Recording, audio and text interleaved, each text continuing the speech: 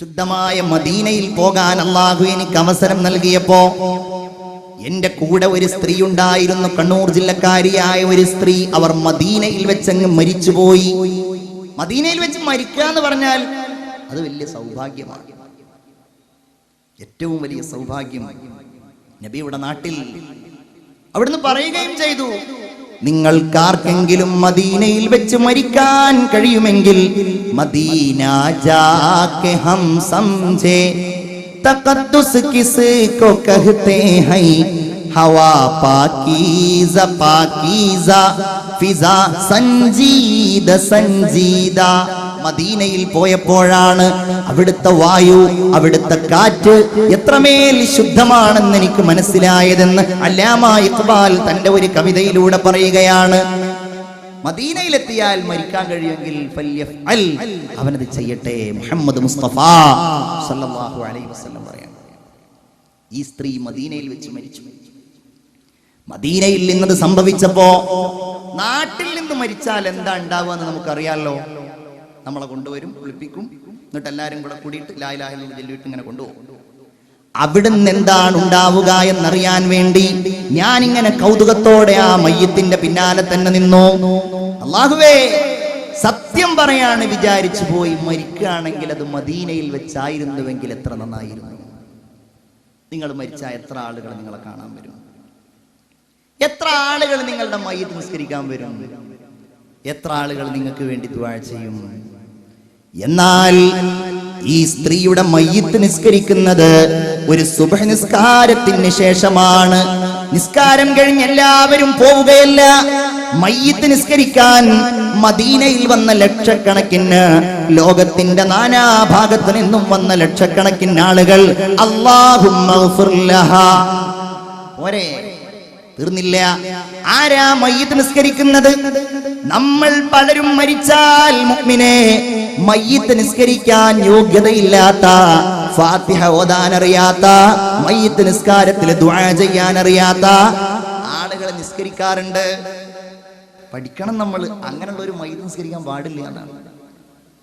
പിന്നിലുള്ള ആളുകൾക്ക് തുടരാൻ കഴിയുന്നുണ്ടെങ്കിലേ മോൻ നിൽക്കേണ്ടതുള്ളൂ. ഇവനതിന് യോഗ്യതല്ല. ചില ആളുകൾ എന്നെ വിളിച്ച് ചോദിക്കാറുണ്ട്, ഉസ്താദെ മയ്യിത്ത് നിസ്കരിക്കണം, എന്തൊക്കെ അതിലുള്ള നിബന്ധനകളെന്ന് ചോദിക്കും. അങ്ങനെ ഞാൻ എൻ്റെ ഒരു കൂട്ടുകാരനത് പറഞ്ഞു കൊടുത്തു. എന്നിട്ട് ഞാൻ അവനോട് പറഞ്ഞു, എടാ നീ നിസ്കരിക്കാതിരിക്കുകയാണ് നല്ലത്. അപ്പൊ അവനോട് പറഞ്ഞു, നമ്മൾ ഇത്ര മക്കളൊക്കെ ഉണ്ടായിട്ട് നമ്മൾ നിസ്കരിച്ചില്ലെങ്കിൽ അത് വളരെ മോശമാണ്. എന്നിട്ട് അതിന്റെ റിപ്പോർട്ട് പിന്നെ എനിക്ക് കിട്ടിയത് എങ്ങനെയാണെന്നറിയോ? ഞാൻ 4 തക്ബീർ ചെല്ലണം, അതിന്റെ ഇടയിൽ ഇന്നതൊക്കെ ചെല്ലണം എന്ന് പറഞ്ഞു. ഞാൻ സലാം വീട്ടിൽ ഈ ചങ്ങാതിക്ക് അറിയാലോ, അത് ഞാൻ പറഞ്ഞു കൊടുക്കാൻ വിട്ടുപോയിരുന്നു. അത് കാരണം മയ്യിത്ത് നിസ്കാരത്തിൽ സലാം വീട്ടിയില്ല. നോക്കുങ്ങൾ, ഇതാ കഥ. ഈ സ്ത്രീയുടെ മയ്യിത്ത് നിസ്കരിക്കുന്നത് മദീന പള്ളിയിലെ ഇമാമാണ്. അല്ലാഹുവിന്റെ റസൂലിന്റെ പിൻഗാമിയായി, റസൂലുള്ളാഹിയുടെ ഖലീഫമാരുടെ പിൻഗാമിയായി മദീന പള്ളിയിൽ ഇന്നുള്ള ഇമാമാണ്. ഈ സ്ത്രീയുടെ മയ്യിത്ത് നിസ്കരിക്കുന്നത് എവിടെ വെച്ച്? മാ ബൈന ബൈതി വ മിംബരി റൗളത്തും മിൻ റിയാദിൽ ജന്ന.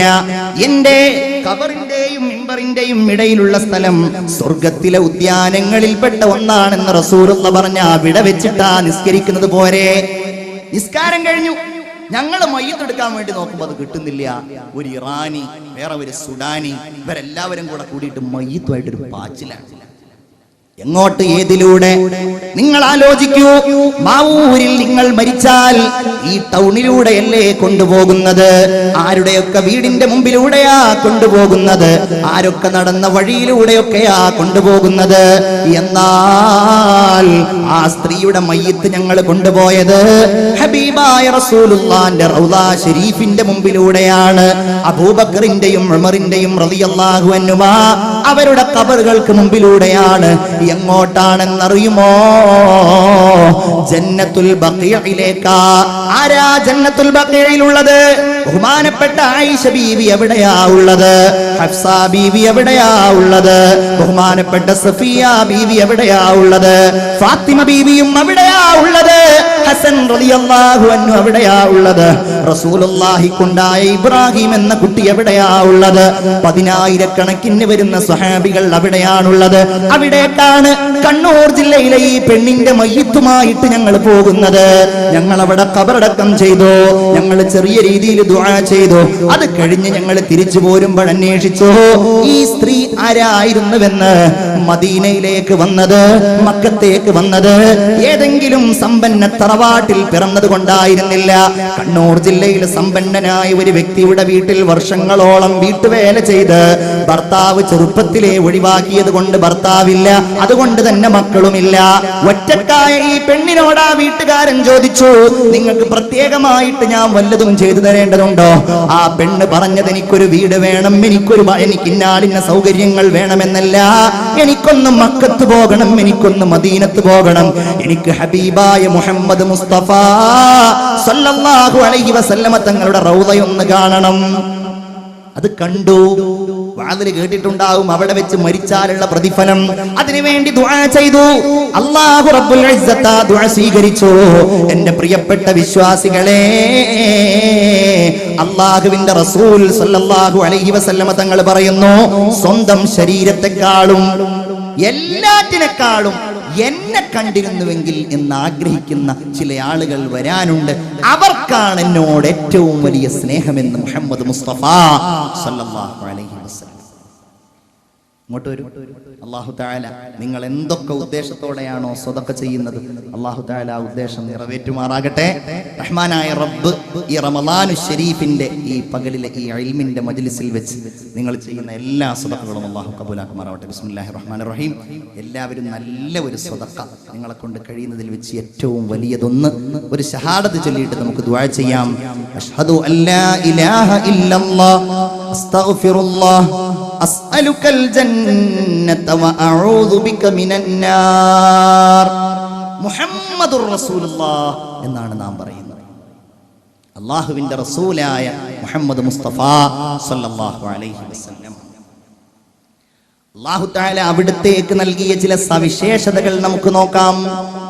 സവിശേഷതകളേ ഉള്ളൂ. ഒന്ന്, സൂറത്ത് യൂനുസിന്റെ 16-ാമത്തെ വചനം. قل لو شاء الله ما تلوته عليكم ولا أدراكم به فقد لبثت فيكم عمرا من قبله أفلا تعقلون. الله ഹബീബായ മുഹമ്മദ് മുസ്തഫ സല്ലല്ലാഹു അലൈഹി വസല്ലമ തങ്ങൾക്ക് നൽകിയ സവിശേഷതകളിൽ ഒന്ന്, നബിയെ അങ്ങ് പറയണം. എന്ത്? ലൗ ശാ അല്ലാഹു മാ തലൗതുഹു അലൈക്കും. ഇപ്പൊ ഞാൻ നിങ്ങൾക്ക് ഈ വചനങ്ങൾ ഓതി കേൾപ്പിക്കുന്നുണ്ടല്ലോ, അല്ലാഹു ഉദ്ദേശിച്ചിരുന്നുവെങ്കിൽ ഞാൻ നിങ്ങൾക്കത് ഓതി കേൾപ്പിക്കുമായിരുന്നില്ല. വലാ അദ്റാകും ബി, നിങ്ങൾക്ക് അല്ലാഹു തആല അത് അറിയിച്ചു തരികയും ചെയ്യുമായിരുന്നില്ല. ഞാൻ ആരാണെന്ന് നിങ്ങൾക്കറിയില്ലേ? വളരെ ഗൗരവത്തോടെ പഠിക്കേണ്ട ഒരായത്താണ്. അല്ലാഹ് പറയുകയാണ് നബിയുടെ നാവിലൂടെ, ഫഖദ് ലബിസ്തു ഫീകും ഉംറൻ മിൻ ഖബ്ലി അഫലാ തഅഖിലൂൻ. ഒരുപാട് കാലം ഞാൻ നിങ്ങൾക്കിടയിൽ ജീവിച്ചയാളല്ലേ. കുറേ കാലം മുഹമ്മദ് റസൂലാണെന്ന് സ്വല്ലല്ലാഹു അലൈഹി വസല്ലം അല്ലാഹു തആല സാക്ഷ്യപ്പെടുത്തുന്ന വചനങ്ങളിൽ ഒന്നാണിത്. നിങ്ങളുടെ ഇടയിൽ 40 കൊല്ലക്കാലം ഒരു പൂർണ്ണ മനുഷ്യനായി ഞാൻ ജീവിച്ചു. എങ്ങനെ? പാടുക പാടുക ശാരദ ശാരികേ പാടലധരി നീ ഇമ്പമോടെ, പാരിടെ അൽ അമീൻ എന്നൊരു പേരിനു ആരുതാനർഹനർഹൻ,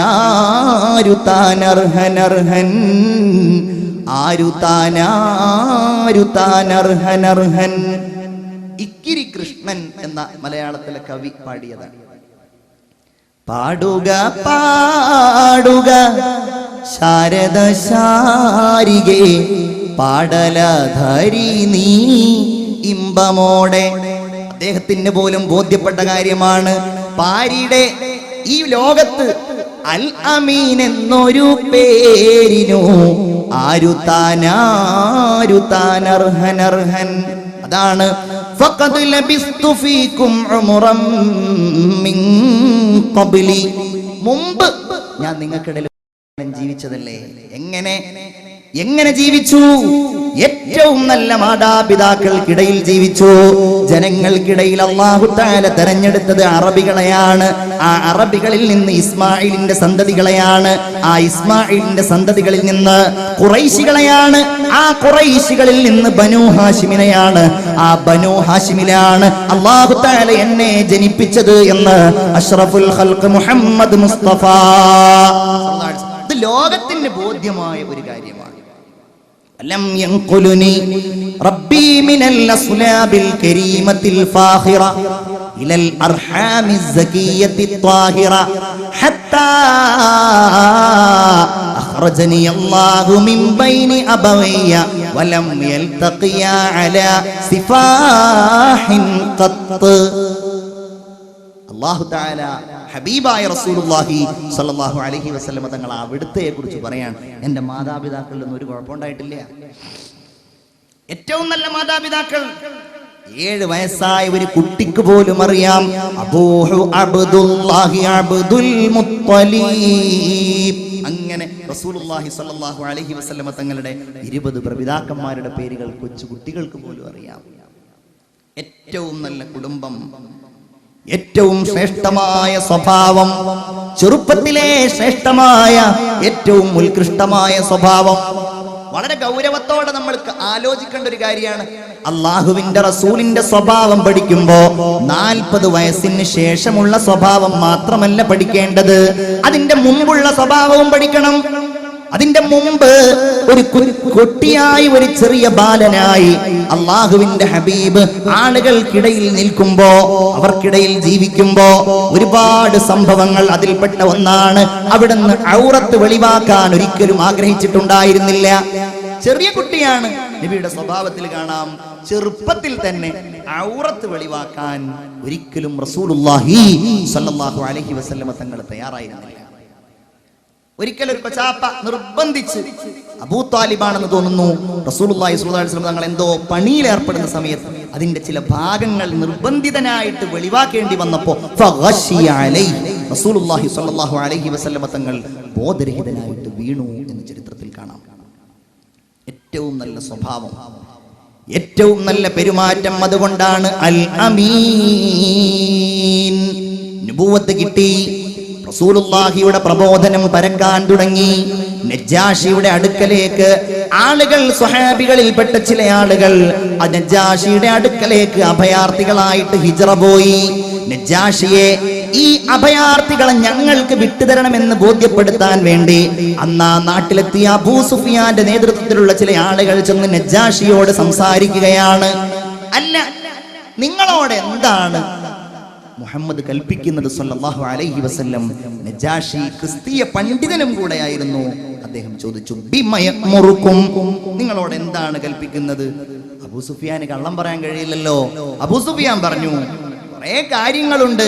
കുടുംബ ബന്ധം ചേർക്കണം, എല്ലാവരോടും നല്ല രീതിയിൽ പെരുമാറണം, വ്യഭിചരിക്കരുത്, മദ്യം, ഇങ്ങനെ ഉള്ള ചില കാര്യങ്ങളൊക്കെ പറയുന്നുണ്ട് എന്ന് പറഞ്ഞു. നജാഷി പറഞ്ഞു, നിങ്ങൾ ഈ പറഞ്ഞത് ശരിയാണെങ്കിൽ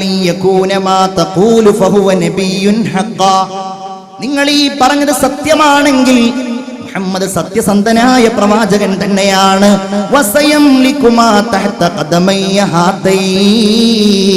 എന്റെ ഈ കാലിന്റെ ചുവട്ടിലുള്ള ഈ മണ്ണ് പോലും ആ പ്രവാചകൻ കീഴൊതുക്കുന്ന ഒരു കാലം വരും. എന്നിട്ട് ചോദിച്ചു, ഞങ്ങളുടെ ഇടയിൽ ഏറ്റവും നല്ല തറവാടുള്ള ആളാണ്, ഏറ്റവും നല്ല കുടുംബത്തിൽ ജീവിച്ചയാളാണ്. അതിനിടയിൽ ഒരു ചോദ്യം, നിങ്ങൾക്കിടയിൽ ആ മുഹമ്മദ് കള്ളം പറയാറുണ്ടോ, നുണ പറയാറുണ്ടോ? അബൂ സുഫിയാൻ ശത്രുവാണ്, അള്ളാഹുവിന്റെ റസൂലിന്റെ നാശം കൺമുൻപിൽ കാണുന്നയാളാണ്. പക്ഷേ അവിടുന്ന് അബൂ സുഫിയാൻ പിൽക്കാലത്ത് സ്വഹാബിയായ അദ്ദേഹം പറയുന്നത്, ഇല്ല, ഇത്രയും കാലത്തെ ജീവിതത്തിൽ കള്ളം പറയുന്ന ഒന്ന് ഞങ്ങൾ അവിടുത്തെ മേലിൽ കണ്ടിട്ടില്ല. അതല്ലേ റസൂലുള്ളാഹി സ്വല്ലല്ലാഹു അലൈഹി വസല്ലം തങ്ങൾ സധൈര്യം പറയുന്നത്, ഞാൻ റസൂലാണെന്ന് എന്തുകൊണ്ട് നിങ്ങൾ അംഗീകരിക്കാതിരിക്കണം? കാരണം ഇത്രയും കാലം ഞാൻ നിങ്ങൾക്കിടയിൽ ജീവിക്കുകയായിരുന്നില്ലേ? വീണ്ടും അല്ലാഹു തആല പറയുന്നു, റസൂലുള്ളാഹി സ്വല്ലല്ലാഹു അലൈഹി വസല്ലം തങ്ങൾക്ക് എഴുത്തോ വായനയോ അറിയുമായിരുന്നില്ല. റസൂലായതുകൊണ്ട് സ്വല്ലല്ലാഹു അലൈഹി വസല്ലം അവിടുത്തെ ഒരു മഹത്വമാണത്. നമ്മളാണെങ്കിൽ നല്ല മഹത്വമായിരിക്കുമല്ലേ, ഇയാൾക്ക് എഴുത്തും വായനയൊന്നും അറിയില്ല എന്ന് പറഞ്ഞാൽ അയാൾക്കുള്ളൊരു സ്ഥാനമായിരിക്കും. ആവില്ല, നബിയുടെ ഒരു മഹത്വമാണ്. അല്ലാഹു പറയുന്നു, വമാ കുൻത തത്ലൂ മിൻ ഖബ്ലിഹി മിൻ കിതാബ് വലാ തഖുത്തുഹു ബിയമീനിക ഇദൽ ലർതാബൽ മുബ്തിലൂൻ. സൂറത്തുൽ അൻകബൂത്ത്. നബിയേ, വമാ കുൻത തത്ലൂ മിൻ ഖബ്ലിഹി മിൻ കിതാബ്, അങ്ങൊരിക്കലും ഒരു ഗ്രന്ഥവും വായിക്കുന്ന ആളല്ല. അങ്ങയുടെ വലത് കൈ കൊണ്ട് എഴുതാൻ കഴിയുന്ന ആളുമല്ല. അങ്ങനെ എഴുതാൻ കഴിയുന്ന ആളോ വായിക്കാൻ കഴിയുന്ന ആളോ ആയിരുന്നുവെങ്കിൽ ഇദല്ലർതാബൽ മുബ്തിലൂൻ, ഈ ദീനിൽ വക്രതയുണ്ടാക്കുന്ന ആളുകൾ പുതിയ പുതിയ സംശയങ്ങളുമായിട്ട് വരും. അതില്ലാതെ തന്നെ കുറെ ബാത്തിൽ കൊണ്ടുവന്നിട്ടുണ്ട്. ഉണ്ടെങ്കിൽ ഒന്നുകൂടെ അവർ സംശയം കൊണ്ടുവന്ന് വരുമായിരുന്നു. അന്നബിയൽ ഉമ്മി, അല്ലാഹു തആല പറയുന്നതാണ് അൽ ഉമ്മി, ഇഗ്നോറന്റ്, എഴുത്തും വായനയും അറിയാത്ത പരിപൂർണമായും നിരക്ഷരനായ ആൾ ഹബീബായ മുഹമ്മദ് മുസ്തഫ സല്ലല്ലാഹു അലൈഹി വസല്ലം. പിന്നെ എങ്ങനെയാണ് റസൂലുള്ളാഹി സ്വല്ലല്ലാഹു അലൈഹി വസല്ലം തങ്ങൾ ഈ ഒരില്ലായ്മയിൽ നിന്ന് ലോകത്തിന്റെ നെറുകയിലേക്ക് എത്തിയത്? വലിയ വിജ്ഞാനത്തിന്റെ വലിയ രാജശില്പിയായി ഹബീബായ മുഹമ്മദ് മുസ്തഫ സല്ലല്ലാഹു അലൈഹി വസല്ലം മാറിയത്. അതാണ് മുഹമ്മദുർ റസൂലുള്ളാഹ്. അതാണ് മുഹമ്മദ് നബി അല്ലാഹുവിന്റെ റസൂലാണ് എന്ന് നമ്മൾ പറയുന്നത്. അതാണ് അവിടുത്തെ മഹത്വം, ഏറ്റവും വലിയ മഹത്വം അതാണ്. എങ്ങനെയായി എഴുത്തറിയാത്ത വായന അറിയാത്ത എന്നാൽ 40 വർഷം അവർക്കിടയിൽ ജീവിച്ച എല്ലാവരാലും പ്രശംസിക്കപ്പെട്ട അനാഥനായി ജനിക്കുകയും വളരുകയും ചെയ്ത ഒരു കുഴപ്പവും ആർക്കും ചൂണ്ടിക്കാണിക്കാൻ കഴിയാത്ത അഷ്റഫുൽ ഖൽഖിലേക്ക് അല്ലാഹു തആല റിസാലത്ത് നൽകുന്നു, റസൂലാക്കി അവിടുത്തെ മാറ്റുന്നു. ഏതിലൂടെ? നസല ബിഹിർ റൂഹുൽ അമീൻ. അങ്ങനെ ഇസ്ലാം എന്ന ഈ മതത്തിന്റെ ഏറ്റവും സവിശേഷമായ അത്ഭുതവും അതാണ് വഹയ്. വഹയിലൂടെയാണ് എല്ലാ വിജ്ഞാനങ്ങളും ലോകത്തുണ്ടായത്. മുസ്ലിങ്ങളല്ലാത്ത ആളുകൾക്കിടയിലും എന്തെങ്കിലും ജ്ഞാനങ്ങളൊക്കെ ഉണ്ടെങ്കിൽ ലോകത്തിന്റെ മുഴുവൻ വിജ്ഞാനീയങ്ങളും മിനല്ലാഹ്, അത് അല്ലാഹുവിൽ നിന്നുള്ളതാണ്. ആദ്യത്തെ മനുഷ്യൻ ബഹുമാനപ്പെട്ട സയ്യിദുന ആദം നബി അലൈഹിസ്സലാം മുതൽ അല്ലാഹു തആല തുടങ്ങിയതായിരുന്നു ഈ പ്രക്രിയ. എല്ലാം തൗഫീഖിയ്യുൻ എന്നാണ് അതിന് പണ്ഡിതന്മാർ